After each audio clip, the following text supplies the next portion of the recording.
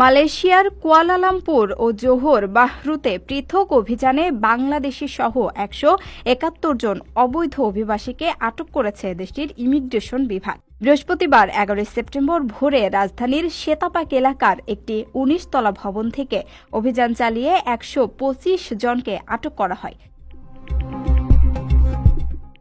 Kuala Lumpur immigration পরিচালক one Mohammad সৌফি one Yusuf জানান, আটক ব্যক্তিদের মধ্যে ৮১ জন পুরুষ ও ৪৪ জন নারী রয়েছেন। তাদের বয়স ১৬ থেকে ৭০ বছরের মধ্যে। জাতীয়তার ভিত্তিতে মিয়ানমারের ৬৯ জন, ভারতের ২৫ জন, পাকিস্তানের ১৪ জন, ইন্দোনেশিয়ার ১২ জন এবং বাংলাদেশের ৫ জনকে চিহ্নিত করা হয়েছে। বৈধ কাগজপত্র না থাকা ও ভিসার মেয়াদ উত্তীর্ণ হওয়ার অভিযোগে তাদের গ্রেপ্তার করা হয়।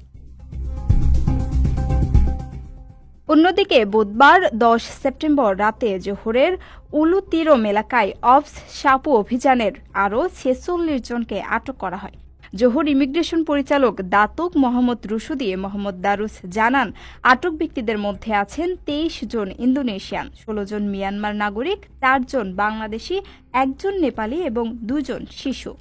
আটকদের ইমিগ্রেশন ডিপোতে পাঠানো হয়েছে এবং অভিবাসন আইন লঙ্ঘনের অভিযোগে তদন্ত চলছে। অবৈধ অভিবাসীদের আশ্রয়দাতা বা নিয়োগকারীদের বিরুদ্ধেও কঠোর ব্যবস্থা নেওয়ার হুঁশিয়ারি দিয়েছে কর্তৃপক্ষ।